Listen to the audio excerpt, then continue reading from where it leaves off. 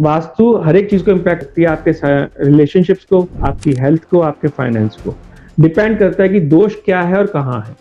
East facing चाहिए, लेकिन सबके लिए पॉसिबल नहीं है। तो आपके हिसाब से इसके अलावा कौन सी बेस्ट डायरेक्शंस हम देख सकते हैं कि भाई ईस्ट फेसिंग अगर नहीं मिल रहा है तो आपका ये फेसिंग जो मकान है ये भी आपको सूट करेगा, या कहते हैं ना फल देने वाला होता है, ग्रोथ वाला होता है।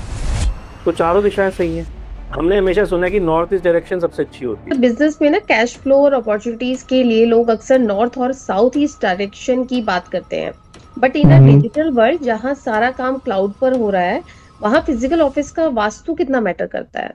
तो उसमें नॉर्थ भी आ गया, ईस्ट भी आ गया। अगेन, चाहे वहाँ 5 फैमिली हो, 10 फैमिली हो, हर एक फैमिली का अपना अपना चार्ट होगा। उसके चार्ट के हिसाब से उसका वास्तु उसको इम्पैक्ट करता है। नॉर्थ ईस्ट में अगर टॉयलेट है तो कैंसर है, बहुत बड़ी बड़ी बीमारियां हैं उसके मुखिया को, तो क्या ये एक मिथ है या सच में ऐसा है? नॉर्थ ईस्ट है आपका वास्तु पुरुष का सर। जैसे नॉर्थ ईस्ट में मैंने स्टोर बना दिया और उसके अंदर सारा कबाड़ा भरा है, तो मैं खुद ही अपने लिए एक प्रॉब्लम क्रिएट कर रहा हूँ। लेकिन मैंने नॉर्थ ईस्ट में स्टोर बना दिया, उसका रीज़न ये है कि मैं आपको 2 चीज़ें बताता हूँ। अगर आपकी अलमारी ऑर्गेनाइज नहीं है, आप अपनी अलमारी खोली और आपको दिखता है कि ऑर्गेनाइज नहीं है, तो इसका मतलब आपका शुक्र खराब है। रिलेशनशिप का फाउंडेशन ना बेडरूम से शुरू होता है। अगर बेडरूम साउथ वेस्ट में नहीं है तो क्या रिलेशनशिप में कांस्टेंट फ्रिक्शन होना लाजमी है?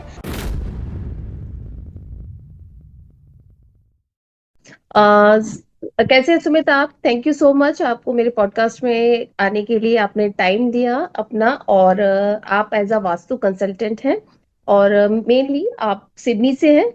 सिडनी में आप एज अ वास्तु कंसल्टेंट काम करते हैं या कैसे क्या है आपका? प्लीज थोड़ा सा इंट्रोडक्शन दीजिए। Yeah. So Raki, thank you so much for having me. It's a pleasure being here. Or by profession, I'm a property consultant in Sydney. Okay. I'm selling luxury properties, apartments, townhouses, house and land packages here.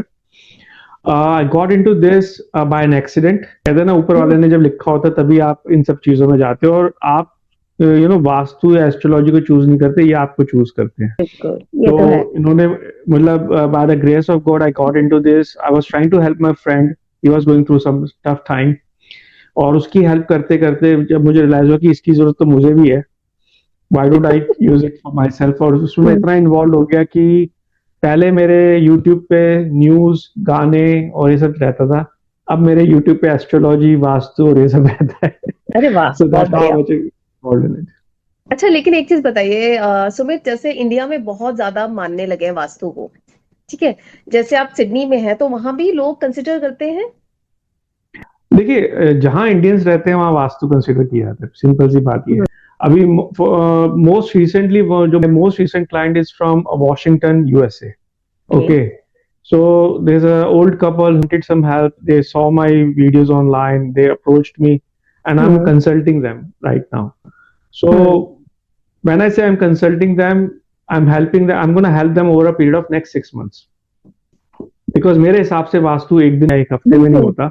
क्योंकि लोग, बहुत सारे vastu consultants आपने देखा होगा, वो जाते हैं, रेमेडीज देते हैं, करते हैं, कहते हैं हमारा काम हो गया, आप बताइए। हिसाब से वास्तु वही कराता है जिसको कोई प्रॉब्लम है, यानी आप उसको एक तरह से ट्रीटमेंट की तरह लेके चलिए। जैसे आप अपनी बॉडी को ट्रीट करते हैं, कोई डिजीज आता है, उसी तरह आपको वास्तु में घर को ट्रीट उसी हिसाब से करना होता है। तो जब भी हम शुरू में इनिशियल एनालिसिस करते हैं, उन रेमेडीज को इम्प्लीमेंट करते हैं जिनकी जरूरत है। जिनकी जरूरत नहीं है, मैं सभी रेमेडीज नहीं इम्प्लीमेंट करता कि आपको अगर मतलब जबरदस्त आते हैं। हाँ, वो नहीं, वो होना ही चाहिए। जो प्रॉब्लम है उसी को फोकस करिए, ट्रीट करिए, उसके बाद आप उसको असर देखें 2 to 3 months। अगर आपको लगता है कि इंप्रूवमेंट आ रही है और there are some changes, then continue it, otherwise you modify those remedies to certain extent. तो मेरा इसलिए 6 महीने तक अपने क्लाइंट्स के साथ रहता हूँ और कोशिश करता हूँ कि ठीक उनका ट्रीटमेंट प्रॉपर जितना मैं बेस्ट कर सकता हूँ करूँ। और रही बात वास्तु इंडिया में famous, of course India is the biggest market, but I think जहां पे भी इंडियंस हैं जिनको भी ये प्रॉब्लम्स हो रही हैं और जो भी ऑकल्ट साइंस की तरफ थोड़ा अवेयर हो रहे हैं, वो इसके लिए सॉल्यूशन ढूंढ रहे हैं। जी जी। लेकिन एक चीज, जैसे कि आपके हिसाब से एज अ वास्तु कंसल्टेंट आप किसी के घर में वास्तु करने जा रहे हैं तो आप सबसे पहले क्या चीज देखते हैं उसके घर की? मेरे पास सबसे पहले क्वेश्चन ये होता है, आपकी प्रॉब्लम क्या है, आप वास्तु करा क्यों रहे हो। जी। लिटरली आप बिलीव नहीं करोगे, I am not a vastu consultant who just do vastu because for the sake of vastu, कि भाई मेरे पास क्लाइंट आया है वास्तु कराएगा तो पैसे देगा ही देगा। जी। मैं पहले पूछता हूँ भाई आपको कराना क्यों है। अगर वो कहता है कि बस यूं ही कराना है, घर में मैं कोई प्रॉब्लम है। जैसे मेरे पास एक क्लाइंट आए थे बहुत पहले, आई थिंक ऑस्ट्रेलिया से थे, उनको पता चला कि मैं वास्तु कहते सुमित मेरे घर का वास्तु करना है। क्या प्रॉब्लम है आपको? कहते नहीं मैं फाइनेंशियल कोई दिक्कत, क्या नहीं मैं फिजिकली कोई दिक्कत, रिलेशनशिप से दिक्कत, फिर वास्तु कराना क्यों भाई? No need to do vastu, energies are already balanced. तो मेरा सबसे पहला क्वेश्चन ये होता है कि आपको कोई प्रॉब्लम नहीं है, no need to do vastu. Problem है या आप नई प्रॉपर्टी में जा रहे हो या नया घर बनवा रहे हो तो आप वास्तु करो, अदरवाइज नहीं। और अगर मैं कभी किसी का वास्तु करता भी हूँ तो प्रॉब्लम्स के हिसाब से हम उन्हीं एरियाज को पॉइंट आउट करते हैं जहां पे वो प्रॉब्लम मैच होती है जी। उसमें ज्यादातर सबसे पहले आपकी एंट्रेंस, टॉयलेट्स, किचन और आपकी जो बर्थ चार्ट है वो बहुत मैटर करता है। हाँ, ये जो आपने बर्थ चार्ट वाली बात बोली है, क्योंकि मुझे कोई जैसे अब सुनने में भी बहुत लोग आता है वास्तु वास्तु हम लोग करते हैं, बट उसमें ना वो लोग एक चीज जरूर हम देखते हैं कि एक घर का इम्पैक्ट, जैसे एक इंसान पे कुछ पड़ रहा है दूसरे पे कुछ पड़ रहा है, तो ये जैसे आप जब चेक करते हैं तो उनकी कुंडली वगैरह भी देखते हैं या कैसे? बिल्कुल, मैं वही कहता हूँ कि मैं हमेशा हर एक आदमी को ये बोलता हूँ कि एक घर सबको सूट नहीं करता।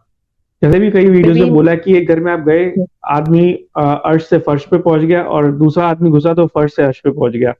उसका रीजन यही होता है कि आप कुछ लोकेशंस जो होती हैं घर की या कुछ डायरेक्शंस जो होती हैं वो आपकी कुंडली के हिसाब से आपको ज्यादा बेनिफिट करती हैं और कई आपके लिए बहुत ज्यादा नेगेटिव होती है। इसमें मैं अपने घर का एग्जांपल देता हूँ। फॉर एग्जांपल, वास्तु में बहुत बड़ा मिथ है या एक जेनेरिक वास्तु का रूल है कि आप अगर मास्टर बेडरूम बना रहे हैं तो साउथ वेस्ट में बनाइएगा, ठीक है।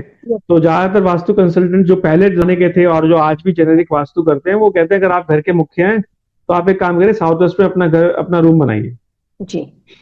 तो जब मैं मेरे जो हैं उनका हमने साउथ वेस्ट में रूम बना दिया, बट आप ये भूल जाते हैं कि क्या साउथ वेस्ट उस बंदे के लिए सूटेबल है कि नहीं है। तो यही गलती हमसे, जब मैं वास्तु में नहीं था तो दूसरे वास्तु कंसल्टेंट्स को जिनको हायर किया था उनके हिसाब से हमने बना दिया था।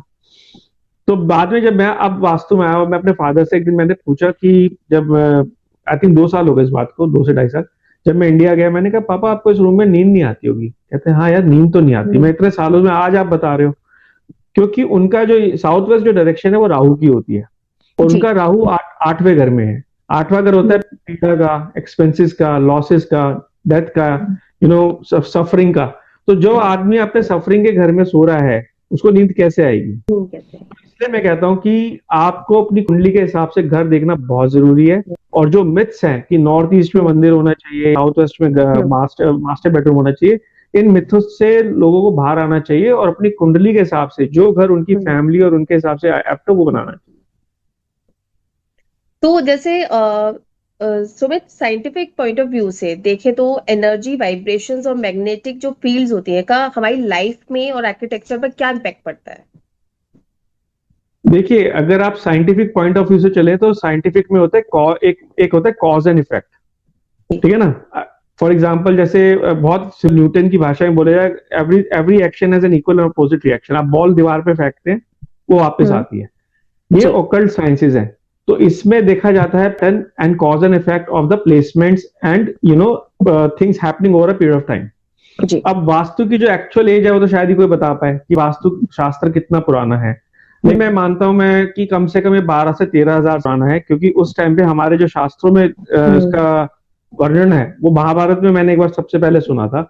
सबसे पहले मैंने जो सुना था, विश्वकर्मा जी ने 12,000 साल पहले महाभारत में पांडवों का महल बनाया था, ठीक है। तो इतनी पुरानी साइंस है, ऑफकोर्स उससे पहले भी होगा। तो हम कई हजारों सालों से हमारे जो एंसेस्टर्स हैं उन पैटर्न्स को ऑब्जर्व कर रहे हैं, इन ओकल्ट साइंसेस को ऑब्जर्व कर रहे हैं। अब जैसे हम कहते हैं फॉर एग्जांपल कि आपने बोला साइंस और मैग्नेटिक फील्ड का क्या रिलेशन है, जो वास्तु के हिसाब से मैं लेके चलूं तो वास्तु में जो सबसे ज्यादा सोर्स ऑफ एनर्जी है वो आपका ब्रह्म स्थान है, सेंटर ऑफ योर हाउस, ठीक है। अब क्या अगर आप अपने सेंटर को देखते हैं या कोई मैग्नेट वहां रखते हैं तो क्या आपको उसमें कोई वाइब्रेशन दिखती है? नहीं दिखती, ठीक है ना। आपको कोई कलर्स या कोई वेव्स दिखती है निकलती हुई? नहीं दिखती, because this is all hidden knowledge और हिडन एनर्जीज जो आपको वैसे नॉर्मली नहीं दिखेंगी, लेकिन क्योंकि हमारे जो ग्रंथों पे उन्होंने ऑब्जर्व करके लिखा है कई हजारों से, और देखिए जैसे फॉर एग्जांपल साउथ ईस्ट में अगर आप अग्नि अग्नि रखेंगे तो वहां पे ये बेनिफिट है, अगर आप उसी को नॉर्थ ईस्ट में रख देते तो ये नुकसान है, ठीक है। और उन्होंने उस पैटर्न्स को over a period of time note किया, डिकोड किया, और आज हमारे पास एक पक्की पकाई खीर आ गई है जी। ठीक है। लेकिन मेरे हिसाब से ये कंटिन्यूस इवॉल्विंग साइंस है, क्योंकि आज से 10,000 साल पहले कोई अपार्टमेंट तो होते नहीं थे, आज से 10,000 साल पहले कोई 4 कमरों का रूम भी नहीं होता था, घर भी नहीं होता था, ठीक है ना। टॉयलेट जो होती थी बाहर रखी जाती थी जानबूझ के, पीछे पीछे वाले आंगन में। आज तो हर एक घर में एक एनस्यूट्स बने हुए हैं, आपके हर एक बेडरूम के साथ टॉयलेट बनी हुई है। तो ये काफी चीजें आज के परिप्रेक्ष्य में बदल गई हैं, इसलिए वास्तु भी इवॉल्व हो गया है over a period of time. तो हम वही चीजें एग्जैक्टली नहीं लेके जा सकते, हमें तो साइंटिफिक तरीके से सोचना भी पड़ता है। करंट जो आर्किटेक्चर है, करंट जो घरों के डिजाइन है, उसके हिसाब से भी आगे चीजें लेके आनी चाहिए। But at the same time energy के जो प्रिंसिपल्स हमारे पहले डिफाइन हुए हुए हैं, हम उनको ही आगे लेके चलते हैं और आज के हिसाब से अप्लाई करके उसके कॉज एंड इफेक्ट ऑब्जर्व करते हैं। तो जैसे सुमित जी, बहुत बल्कि हम ये देखते हैं कि जैसे हम दिल्ली में हूं मैं, ठीक है, मैं दिल्ली में रहती हूँ, यहाँ पे आपको अपनी जमीन तो मिलनी नहीं, आप फ्लैट सिस्टम में रह रहे हो। अब फ्लैट सिस्टम को बिल्डर को जैसे समझ में आ रहा है उसने बना दिए, अब उसमें 4 अलग अलग परिवार आके रह रहे हैं, किसी के लिए वो घर किसी तरह से काम कर रहा है, किसी के लिए किसी तरह से कर रहा है। तो यहाँ पे क्या हम वास्तु रेमेडीज के भरोसे हम चल सकते हैं कि भी उसका इलाज कर लिया तब हम अच्छी लाइफ जी सकते हैं या अच्छा काम हमारा चल सकता है? क्या डिपेंड करता है, कैसे करते हैं? देखिए 95% केसेस में बिल्कुल चल सकता है, एंड दैट्स व्हाई मैंने इसको कहा ना कि आपको रेगुलरली ऑब्जर्व करना, इवॉल्व करना, रिसर्च करना जरूरी है। मैं आज भी रिसर्च कर रहा हूँ, शायद जब तक जीवित हूँ, जब तक मरता नहीं हूँ, तब तक मैं इस टॉपिक पे रिसर्च ही करता रहूंगा, क्योंकि रोज नई चीजें देखने को मिलती है, रोज नए केसेस में देखने को मिलते हैं। अब मैं आपको अपार्टमेंट के हिसाब से ही थोड़ा समझाने की कोशिश करता हूँ। लेट्स से एक बिल्डिंग है, एक फ्लोर पे 5 अपार्टमेंट्स है, ठीक है। 5 अपार्टमेंट्स में 5 अलग अलग फैमिली रही है, ठीक है। तो आप ये बोलेंगे भाई अगर 5 अलग अलग फैमिली रहती है तो भ्रम स्थान कौन सा होगा, राइट? या भ्रम स्थान में मैं एंट्रेंस किसका मानेंगे? हर एक अपार्टमेंट की अलग एंट्रेंस होगी या जो बिल्डिंग की एंट्रेंस है वो देखी जाएगी, ये सब। तो इस पे भी मैंने एक डिटेल्ड वीडियो बहुत पहले बनाई थी, बट मैं इस पे आपको समझाता हूँ कि जो कि हर एक फैमिली का एक लिमिटेड स्पेस है, तो वो जो स्पेस जो उनका ऑक्यूपाइड है, that is their home, that is their abode. तो हम उसके ही हिसाब से, उस फ्लैट के नक्शे के हिसाब से ही भ्रम स्थान निकालेंगे, पहली बात जी। उसके बाद आता है आपका, क्या कहते हैं कि एंट्रेंस कौन सी जाएगी, जो उसका भ्रम स्थान निकलेगा, फ्रॉम दैट भ्रम स्थान उस सेंटर के हिसाब से हम उस अपार्टमेंट की एंट्रेंस को लेंगे, और साथ ही साथ उस बिल्डिंग के एंट्रेंस को भी लेंगे कि वो किस डायरेक्शन में आ रही है, और फिर उसके हिसाब से ट्रीटमेंट अप्लाई किया जाएगा। जैसे मैंने कहा 95% केसेस में कोई दिक्कत नहीं आती, तो 95% केसेस में रेमेडीज अप्लाई की जाती हैं और वो काम भी करती हैं। 5% केसेस ऐसे होते हैं जिसका हमारे पास कोई होता, तो उस केस में अगर कोई क्लाइंट हमसे अपार्टमेंट रेंट या खरीदने से पहले हमें कंसल्ट करता है, तो हम पहले ही बता देते हैं कि ये अपार्टमेंट आप मत लीजिए, ये आपको सूट नहीं करता। अब इसमें एक एक्सेप्शन और आती है, 2 बेडरूम अपार्टमेंट, तो स्पेस ही लिमिटेड है, बेडरूम भी लिमिटेड है। तो अगर कोई बेडरूम की डायरेक्शन ऐसी है, या 2 ही बेडरूम है, दोनों की डायरेक्शन ऐसी है कि वो कपल को सूट नहीं करती, या तो कपल इस बेडरूम में रहेगा या उस बेडरूम में रहेगा और दोनों सूट नहीं कर रहे, तो उस केसेस में भी मना करा जाता है कि भाई ये अपार्टमेंट तो ठीक है, लेकिन आपकी कुंडली के हिसाब से सूट नहीं कर रहा, तो इसको मत जाइए, इसके बगल वाले में चली जाइए, वहां पे एक मास्टर बेडरूम आप बना सकते हैं जी। तो इस तरह से भी हमने कंसल्टेशंस दी है। तो अगेन, चाहे वहां 5 फैमिली हो, 10 फैमिली हो, हर एक फैमिली का अपना अपना चार्ट होगा, उसके चार्ट के हिसाब से उसका वास्तु उसको इम्पैक्ट कर रहा है। अगर उसके भ्रम स्थान में कोई प्रॉब्लम नहीं आ रही, एंड तो हम 95% सभी चीजों को ट्रीट कर सकते हैं, या उसकी कुंडली में कोई बहुत ही एक्सेप्शनल डायरेक्शंस आ रही हैं जिसकी वजह से हम उसको उस जगह रहने को नहीं, उस पर्टिकुलर मास्टर बेडरूम या जो भी बेडरूम है उनमें उसको प्लेसमेंट नहीं दे रहे, तो हम वहां पे मना करते हैं। अदरवाइज कोई दिक्कत नहीं, ये सब मैनेज हो जाता है। मान लीजिए कोई नया कोई अपने लिए घर देख रहा है, फ्लैट देख रहा है, तो आपके हिसाब से, क्योंकि सब है ना आजकल, एक चीज आपने जो नोटिस किया, हर कोई कहता है ईस्ट फेसिंग चाहिए, लेकिन सबके लिए पॉसिबल नहीं है। तो आपके हिसाब से इसके अलावा कौन सी बेस्ट डायरेक्शंस हम देख सकते हैं कि भाई ईस्ट फेसिंग अगर नहीं मिल रहा है तो आपका ये फेसिंग जो मकान है ये भी आपको सूट करेगा, या कहते हैं ना फल देने वाला होता है, ग्रोथ वाला होता है, तो कौन कौन सी ऐसी डायरेक्शंस है? देखिए, आपने स्वास्तिक देखा है? स्वास्तिक में चार दिशाओं में आपके जो चारों दिशाओं में स्वास्तिक फैलता है, राइट। अगर मैं उसको कंपास पे रख दूं तो मेरे को 4 दिशाएं स्वास्तिक दे रहे हैं, नॉर्थ ईस्ट वेस्ट साउथ, तो चारों दिशाएं सही हैं। आपको ये जो हमारे पता है, हम ना इंडियंस बहुत भोले हैं और हमें एक ह्यूमन टेंडेंसी होती है कि be safe rather than be adventurous, especially when it comes to family, assets और लाइफ। हमने हमेशा सुना है कि नॉर्थ ईस्ट डायरेक्शन सबसे अच्छी होती है, तो उसमें नॉर्थ भी आ गया, ईस्ट भी आ गया, तो लोगों ने बोला नॉर्थ ले लो, ईस्ट ले लो या नॉर्थ ईस्ट ले लो, तो साउथ और वेस्ट को भूल गए। ठीक है, साउथ वेस्ट डायरेक्शन को हम बोलते हैं कि साउथ वेस्ट में एंट्रेंस नहीं होनी चाहिए, इसलिए साउथ वेस्ट वैसे ही, साउथ और वेस्ट दोनों खराब हो गए। तो अगर आप सही मायने में चले तो चारों डायरेक्शन अच्छी है, north east west and south. और चारों डायरेक्शंस में मैं आपको प्रूफ भी दे सकता हूँ कि किस किस हिसाब से चारों डायरेक्शन, की चारों डायरेक्शन में अलग अलग देवता वास करते हैं। पहली तो एक बात ये। दूसरा, अगर आप ये जितने भी मैं अगर उसके एक कॉन्ट्राडिक्शन उसका आपको दूं तो जितने भी बड़े मंदिर हैं हमारे हिंदुस्तान में, चाहे वो तिरुपति बालाजी हो, चाहे वो त्र्यंबकेश्वर हो, या फिर आपके कहते हैं अभी अयोध्या में राम जी का मंदिर बना है, सब में जो गर्भ स्थान है जहाँ पे मुख्य मूर्ति रखी होती है वेस्ट में होती है। अगर वेस्ट इतनी खराब है तो लोग वहां वेस्ट में मूर्ति रखते हैं, राइट। नॉर्थ ईस्ट में क्यों नहीं रख रहे? जैसे सभी लोग कहते हैं कि नॉर्थ ईस्ट में उनका टेम्पल होना चाहिए। तो हमारी ना बहुत सारी धारणाएं ना इसलिए बन गई, वो हियर से पे, यार उसका घर ना नॉर्थ ईस्ट में था, एंट्रेंस नॉर्थ में थी, उसने बड़ा अच्छा काम किया। उस व्यक्ति को भूल जाएंगे जिसका नॉर्थ में एंट्रेंस है, उसका काम खराब चल रहा है, क्या उसके भाग्य में लिखा होगा, तब वो भाग्य को जोड़ देते हैं, और वैसे वो वास्तु को या किसी की सक्सेस को वास्तु से जोड़ देते हैं। तो ऐसा नहीं होता, आपको चारों डायरेक्शन अच्छा काम करती है, चाहे आप नॉर्थ भी, ईस्ट भी, वेस्ट भी, साउथ भी। इसमें एक एडिशनल है आपकी नॉर्थ ईस्ट, जो डायगोनल डायरेक्शन, अगर 4 डायगोनल डायरेक्शन लूं, नॉर्थ ईस्ट हो गया, साउथ ईस्ट हो गया, साउथ वेस्ट हो गया, नॉर्थ वेस्ट, तो उसमें एक ही डायगोनल डायरेक्शन अच्छी है, वो है नॉर्थ ईस्ट। तो आप ये इन 5 डायरेक्शन की कोई भी एंट्रेंस आप ले सकते हैं। अच्छा, एक चीज है, बहुत ज्यादा लोग बोलते हैं, मैंने काफी रील्स में भी देखा है, वास्तु कंसल्टेंट भी बोलते हैं कि नॉर्थ ईस्ट में अगर टॉयलेट है तो कैंसर है, बहुत बड़ी बड़ी बीमारियां हैं उसके मुखिया को। तो क्या ये एक मिथ है या सच में ऐसा है? ऑब्जर्व तो काफी जगह किया है, और उसमें कैंसर या कोई भी सीरियस बीमारी हमने कई बार देखा है कि लोगों को हो जाती है, क्योंकि again it's a occult science. तो किसी भी ऑनलाइन प्लेटफॉर्म पे हम इसको वैसे नहीं बोल सकते, तो for the sake of the policies of the platforms, जैसे यूट्यूब हो गया, फेसबुक। लेकिन as per the vastu belief, अगर नॉर्थ ईस्ट या नॉर्थ ईस्ट में, इसमें एक और चीज ऐड करता हूँ जो बहुत सारे आपको वास्तुशास्त्री नहीं बताएंगे, इसमें 2 डायरेक्शन आती है, north east and north east. इन दोनों डायरेक्शन में टॉयलेट हो या कोई बहुत बड़ा इम्बैलेंस हो तो आपको सीवियर बीमारी हो सकती है, जैसे कैंसर हो गया या कोई और। उसका रीजन ये है कि मैं आपको 2 चीजें बताता हूँ। कैंसर या ऐसी कोई बीमारी क्यों होती है, क्या ये इसलिए होती है क्योंकि आपका इम्यून सिस्टम आपकी ही बॉडी के हेल्दी सेल्स पे अटैक करता है। नॉर्थ ईस्ट है आपका वास्तु पुरुष का सर, जो मस्तक होता है वास्तु पुरुष का, नॉर्थ ईस्ट में होता है, ईशान कोण है। तो अगर आपके वहां पे अगर कोई प्रॉब्लम होगी तो जो घर का मुख्य है, घर के किसी फैमिली मेंबर के ब्रेन में उस तरह की प्रॉब्लम्स क्रिएट होना शुरू हो जाएगी, और वो अपने ही इम्यून सिस्टम को कई बार अटैक करता है किसी ना किसी को। इसी तरह नॉर्थ ईस्ट जो डायरेक्शन है वो आपके इम्यूनिटी को बताती है। तो आपके घर के जो फैमिली मेंबर्स हैं उनकी इम्यूनिटी नॉर्थ ईस्ट से देखी जाती है। अगर वो बैलेंस्ड है तो आप देखेंगे कि ज्यादातर सभी फैमिली मेंबर्स की इम्यूनिटी और हेल्थ अच्छी है। अगर वहां पे मैं टॉयलेट रख दूं, डिस्पोजल रख दूं, तो वहां पे भी मैं प्रॉब्लम क्रिएट कर रहा हूँ। इनफैक्ट अगर आप वहां पे किचन भी बना दे तो कईयों की किडनी प्रॉब्लम्स भी हो सकती है।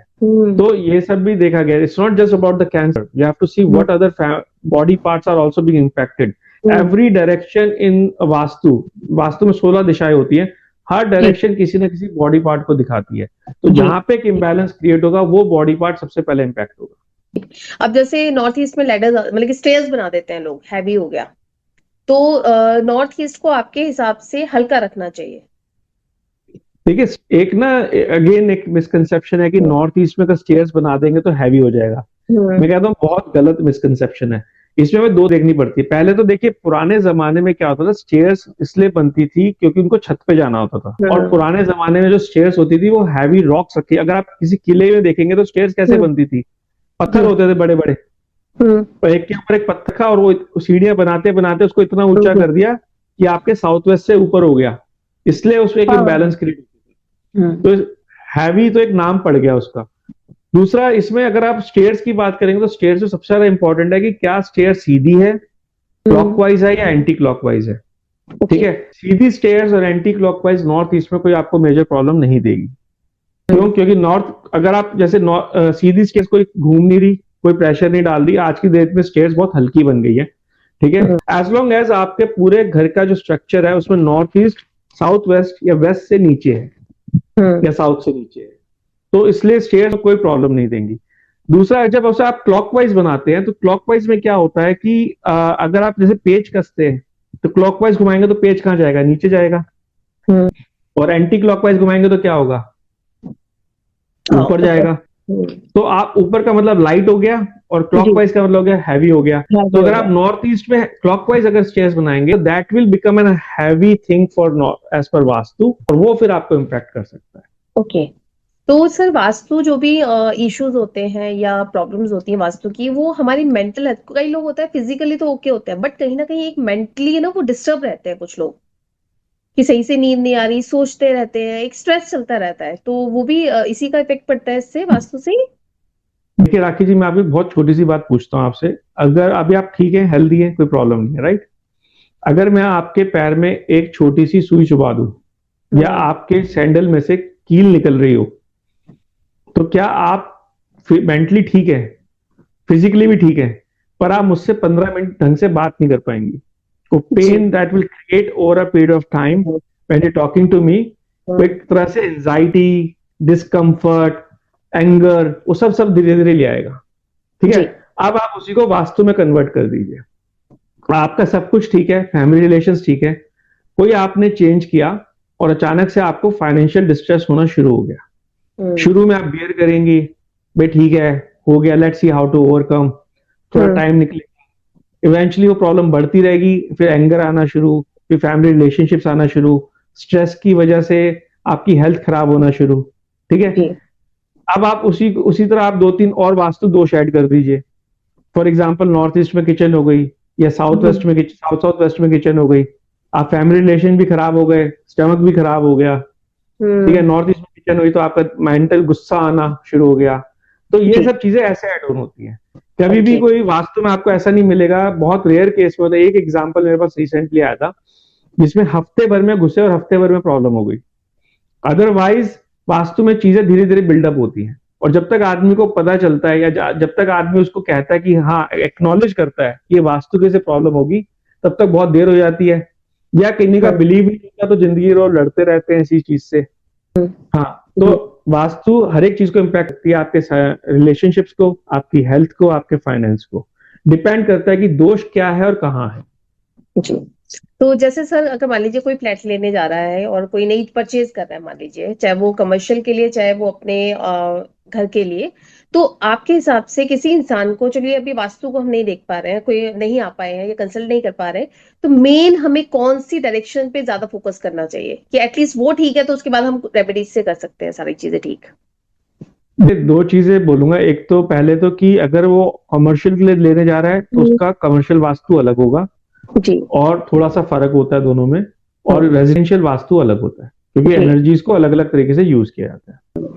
नंबर 2, क्योंकि मेरे पास कंसल्टेंसी के लिए नहीं आया सपोज करो अभी, तो मैं किसी की बिना कुंडली देखे सिर्फ जेनेरिक वास्तु के हिसाब से ही कुछ टिप्स दे सकता हूँ। तो जेनेरिक वास्तु के हिसाब से तो पहले ये देखिए कि जो एंट्रेंस है वो किसी भी डायरेक्शन में हो सकती है, नॉर्थ, ईस्ट, वेस्ट, साउथ, चारों डायरेक्शन अच्छी है। कोशिश ये करिएगा कि जो भी डायरेक्शन आप लें, अगर आप उस अपार्टमेंट के सेंटर में जाके खड़े हो जाए, जो उसकी मेन एंट्रेंस है कोशिश करें कि वो मेन डायरेक्शन जो नॉर्थ है, ईस्ट है, वेस्ट, साउथ, उसके जितना क्लोज हो उतना बेटर है। ठीक है। Now our passes are not 100% accurate, और मुझे ये भी नहीं पता कि उन्होंने बिल्कुल एग्जैक्टली सेंटर में खड़े हुए कि नहीं हुए, तो मैं उनको एक रिकमेंडेशन दूंगा कि जिस डायरेक्शन की भी एंट्रेंस है उसके हिसाब से टेप फिर भी लगा दे, जस्ट इन केस की अगर थोड़ी सी डायरेक्शन ऑफ है तो आपको नेगेटिव इंपैक्ट नहीं पड़ रहा। एग्जाम्पल, अगर ईस्ट की है तो ग्रीन लगा दे, साउथ तो रेड टेप लगा दे, वेस्ट की है तो आप व्हाइट टेप लगा दे, और नॉर्थ की है तो ब्लू टेप लगा दे। ठीक है, अगर इसमें एक एक्सेप्शन है कि वेस्ट की एंट्रेंस मिलती है बाई चांस, तो वहां येलो टेप लगा दे। जी इससे क्या होगा कि आपको जो डायरेक्शन की जगह होगी तो आपको बेनिफिट मिल जाएगा, और नेगेटिव होगी तो आपका बेसिकली नेगेटिव इम्पैक्ट खत्म हो जाएगा। जी तो ये उसके बाद ये देखेंगे कि नॉर्थ साइड या ईस्ट साइड में ना किचन हो ना टॉयलेट हो। ओके हाँ, और अगर आपको टॉयलेट किचन आपको दूसरी डायरेक्शन और सेंटर के पास बिल्कुल ना हो, सेंटर से दूर हो।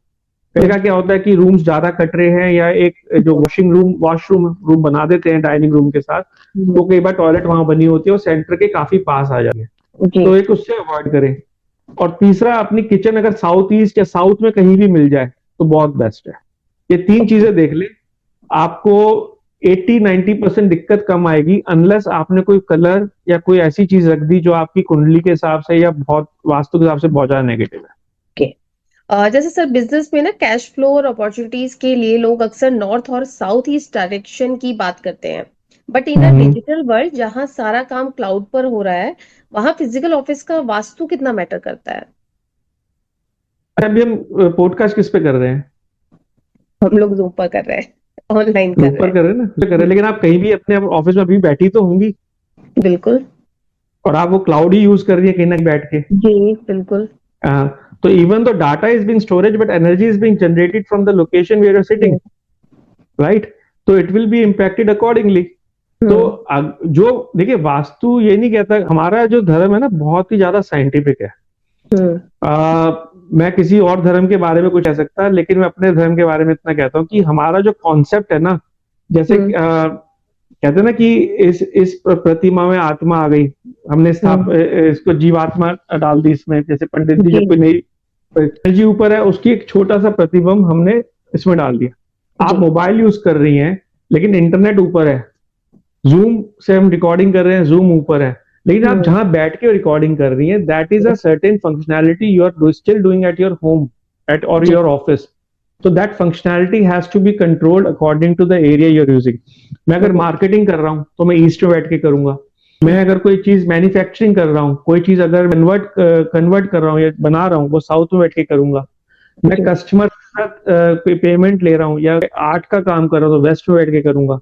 मैं कस्टमर्स को रीच कर रहा हूँ या कस्टमर्स मेरे एंट्रेंस ले रहे हैं तो नॉर्थ या नॉर्थ ईस्ट से लाने की कोशिश करूंगा। तो हर एक डायरेक्शन का अपना यूज है, चाहे आज सारी चीजें इंटरनेट पे हो रही है, डजंट मैटर, हम फिर भी फिजिकल स्पेस में तो रहेंगे। जी जी, मतलब वो मैटर करता है हमें। कई लोग होते हैं ना कि अच्छा, एक चीज और सर मुझे बताइए कि कुछ लोग कहते हैं कि हम तो बिलीव नहीं करते। अब कुछ लोगों के लिए वास्तु, एक ही घर में रह रहे हैं तो जो बिलीव कर रहा है उसको प्रॉब्लम्स हो रही हैं, जो नहीं कर रहा है उसके लिए सब ओके है। तो ये भी ऐसा होता है कि आपका माइंडसेट पे भी डिपेंड करता है ये? नहीं, एक्चुअली थोड़ा सा ना इसको मैं अलग तरीके से बोलता हूँ। जो बीमार है, ठीक है, वो तो दवाई खाने को रेडी है।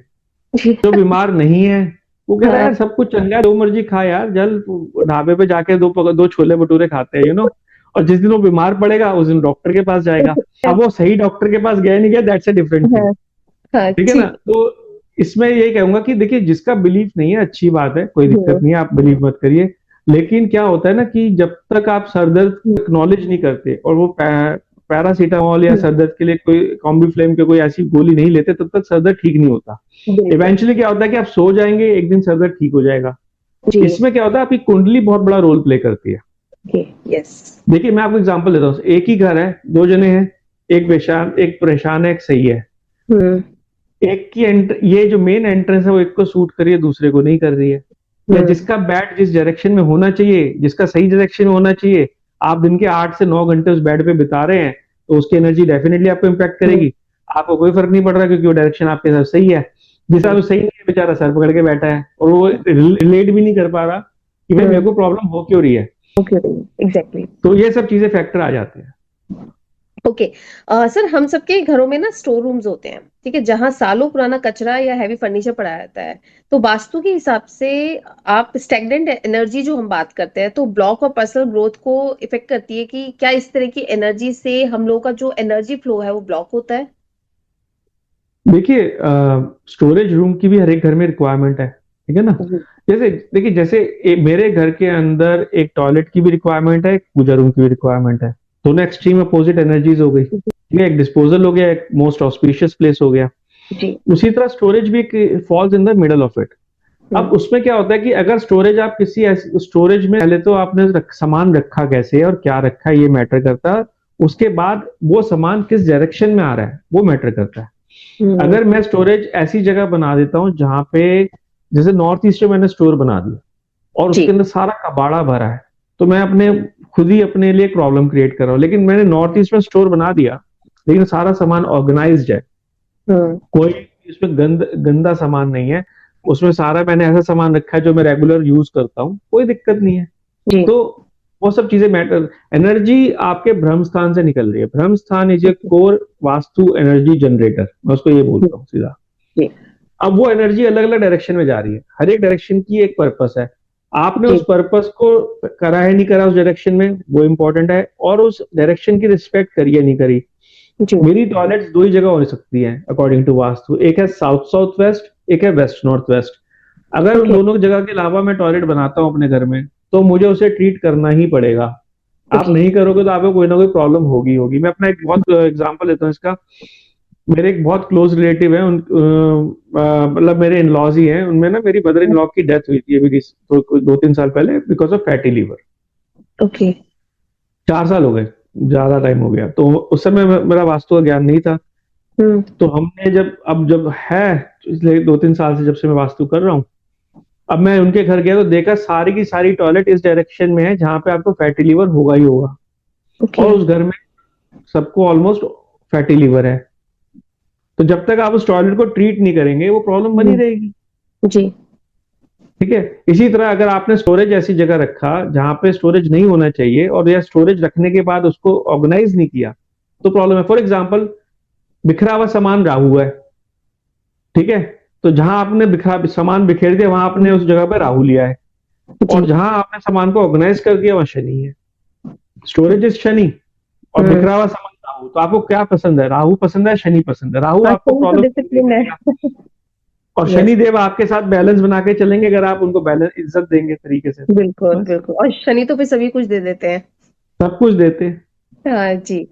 अब जैसे ऐसा कहा जाता है कि रिलेशनशिप का फाउंडेशन ना बेडरूम से शुरू होता है। अगर बेडरूम साउथ वेस्ट में नहीं है तो क्या रिलेशनशिप में कांस्टेंट फ्रिक्शन होना लाजमी है? And how does the mirror placement affect a couples harmony? अच्छा, तो आपने 3 क्वेश्चन पूछे, मैं तीनों को एक एक करके देता हूँ। पहले तो आपने कपल्स के रिलेशनशिप की बात करी, ठीक है। साउथ वेस्ट जो है वो, उसको हम 2 तरीके से एड्रेस करते हैं। एक तो राहु का स्थान या पितरों का स्थान, ठीक है। पितरों के स्थान पे सभी कपल्स तो नहीं रख सकते। अगर मेरे फैमिली में तीन कपल हैं तो सबका रूम तो मैं साउथ वेस्ट में नहीं बना सकता ना, पहली बात। पितरों का स्थान है तो मैं वहां पे या तो अपने बुजुर्गों का रूम बनाऊंगा, ठीक है, क्योंकि वो घर के हेड है, या फिर मैं उसका बनाऊंगा जिसका राहु अच्छा है। ओके। अगर उसका राहु गलत घर में है, इसका राहु 6, 8वें या 12वें घर में है, तो मैं उसका बेडरूम साउथ वेस्ट में नहीं बनाऊंगा, क्योंकि वो साउथ वेस्ट में उसको सोने पे 6, 8वें या 12वें घर के, उसकी राशि कुंडली के हिसाब से 6, 8वें या 12वें घर के इम्पैक्ट देगा, पहली बात, ठीक है। तो इसलिए साउथ वेस्ट की ये धारणा बहुत गलत है कि मास्टर बेडरूम या बेडरूम साउथ वेस्ट होना चाहिए। एक क्वेश्चन तो ये हुआ। दूसरा आपका क्वेश्चन था जिसके जो मैरिड कपल है उसके रिलेशनशिप के लिए कौन सा बेडरूम सही है। अगर मैं जनरल वास्तु में जाऊं और न्यूली मैरिड कपल है तो नॉर्थ नॉर्थ वेस्ट या ईस्ट नॉर्थ ईस्ट, ये 2 डायरेक्शन बेस्ट। क्योंकि नॉर्थ नॉर्थ वेस्ट जो डायरेक्शन है वो होती है अट्रैक्शन की, सेक्स की, लव की जी। और ईस्ट नॉर्थ ईस्ट जो डायरेक्शन होती है फन की, एंजॉयमेंट की।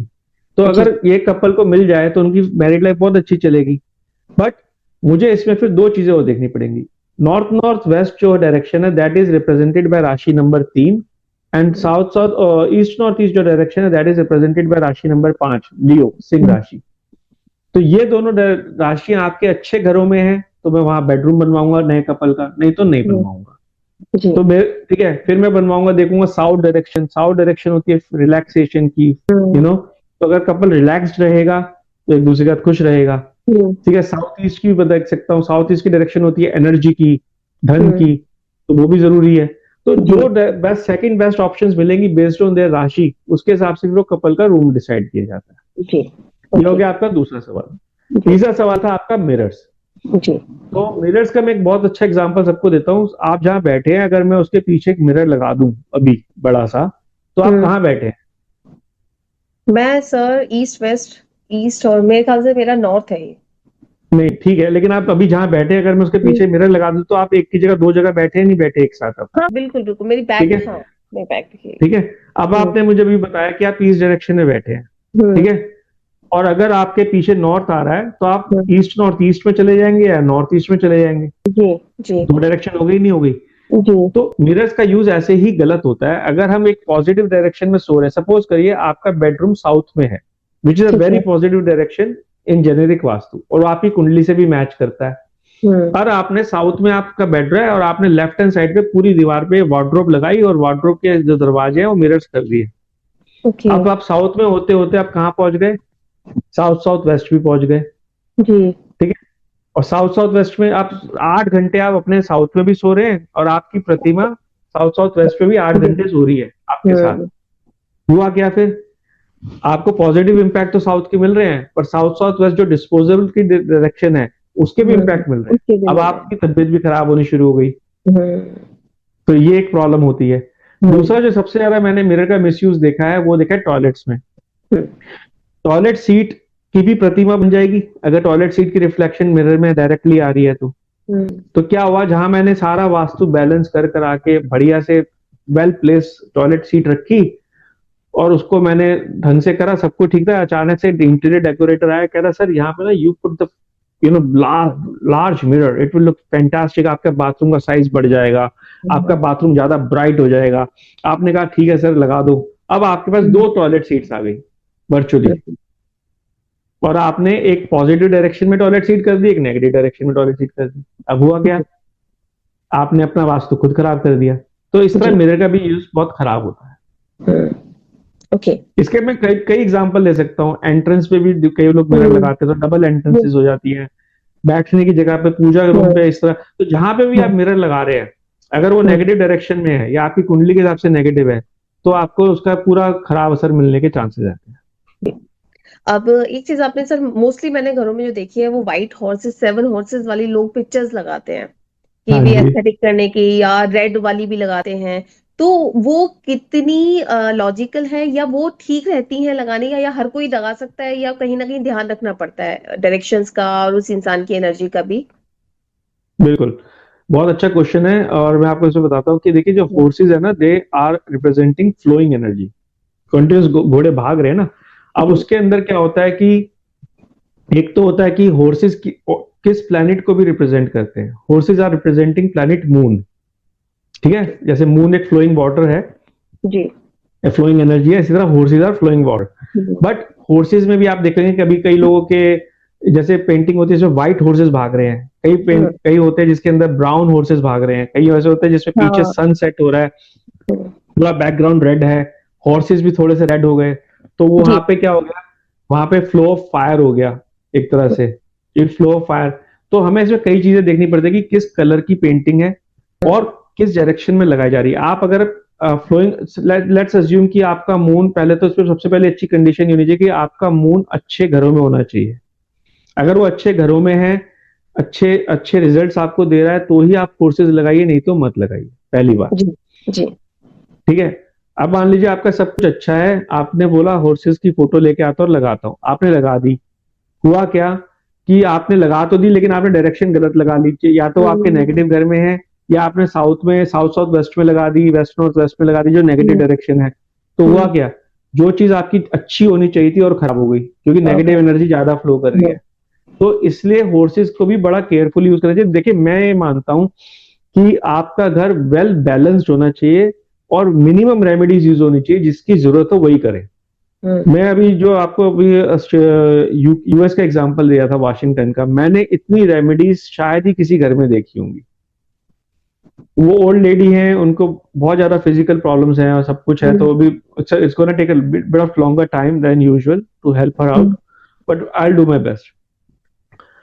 अब उसमें हुआ था क्या कि जब बहुत सारी रेमेडीज लगा देते हैं ना हर जगह, तो जहां जरूरत भी है वो एनर्जीज भी जनरेट करके आप एक दूसरे से कॉन्फ्लिक्ट कर रहे हैं। तो उसी तरह अगर किसी को हॉर्सेस की रेमेडी लगानी है या हॉर्सेस लगाने, मेरी रिक्वेस्ट उनसे सबसे यही रहेगी कि आप वही एक किसी को कंसल्ट करके लगाएं, not just because of the decoration. जी ठीक है, जैसे ही लोग प्लांट्स बहुत लगाते हैं, तो मेरा उनसे भी ये कहना है कि प्लांट्स, मिरर्स, ऐसी कोई भी चीज लगा रहे हैं, अगर आप किसी इंटीरियर डिजाइनर को भी यूज करें तो उसके साथ एक वास्तु कंसल्टेंट भी हायर कर लीजिए।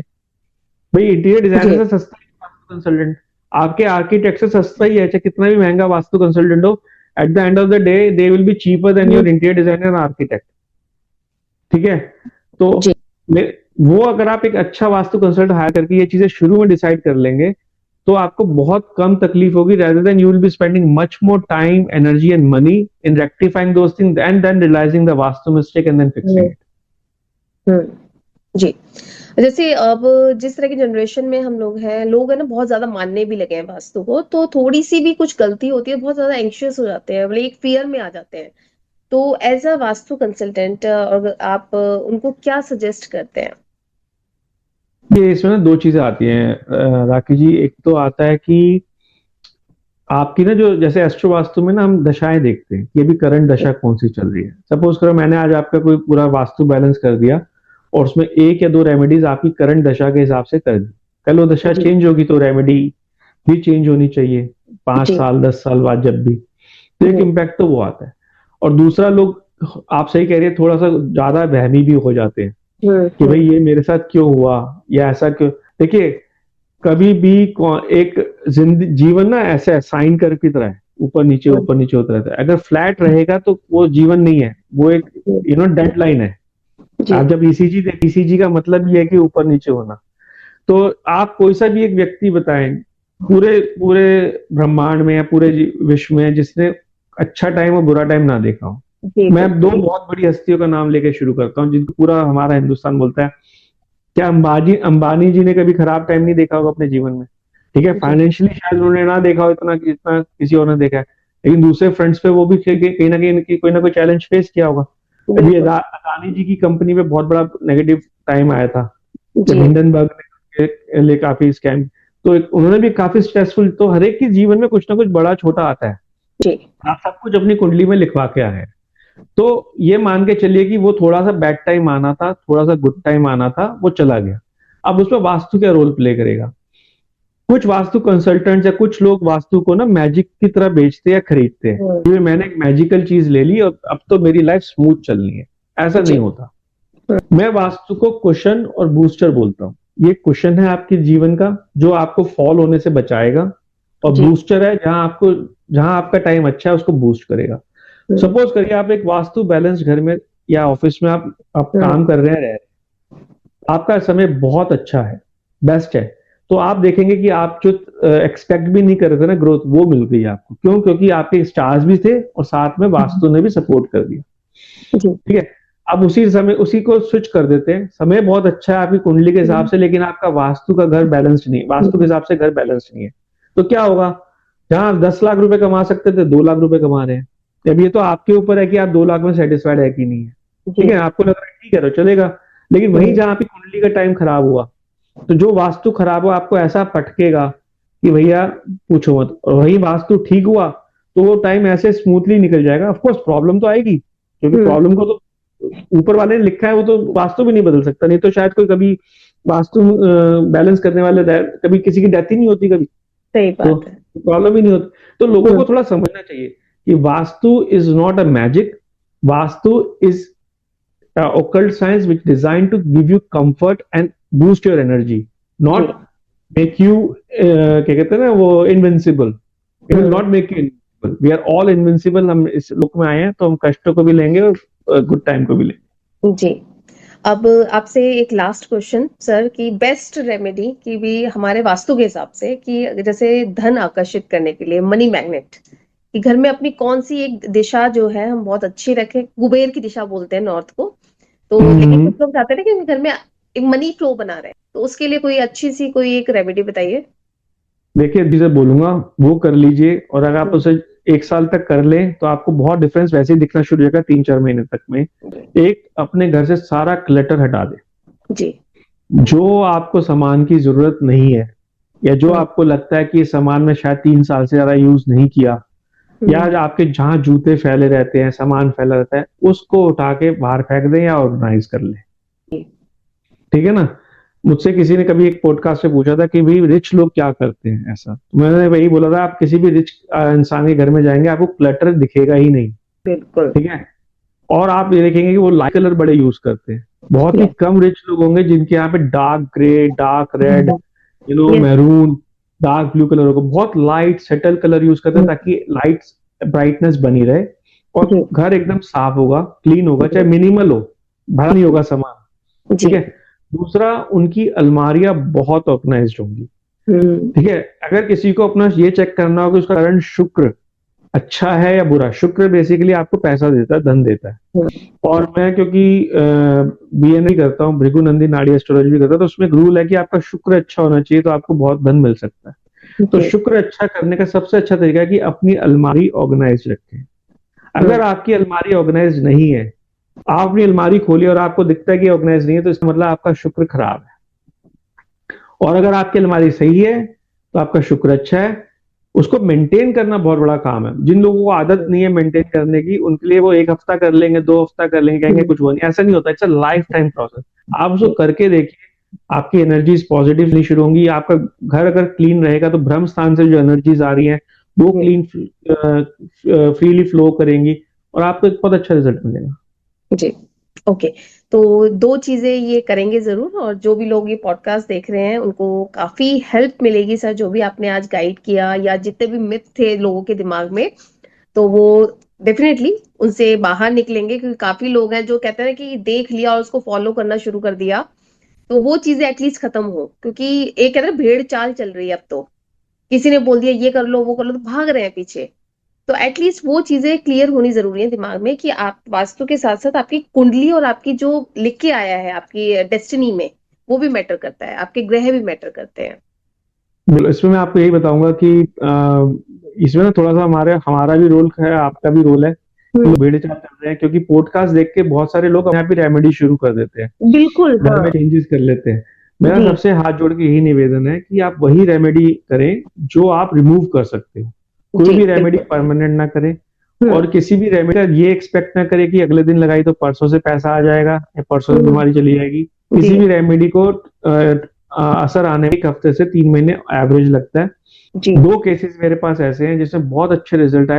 Okay, thank you so much sir, आपने टाइम दिया इस पॉडकास्ट के लिए। और बहुत बहुत कहते हैं ना कि बहुत सारी चीजें हमें भी पता चली आपके थ्रू, कि वास्तु भी बहुत मैटर करता है, मतलब बहुत सारी चीजें देखने के लिए, चाहे अपनी लाइफ ग्रोथ के लिए, रिलेशनशिप के लिए। तो thank you so much sir, thank you. Thank you so much for having. It's a wonderful pleasure and absolutely, I enjoyed this podcast. आपने बहुत अलग और अच्छे क्वेश्चन पूछे जो थैंक यू। लेकिन कुछ कहते हैं ना कि सब्र का फल मीठा होता है, बस वही हुआ है। काफी एफर्ट कर रहे थे आपसे कनेक्ट होने के लिए। Thank you so much. It's a wonderful okay pleasure. Sir.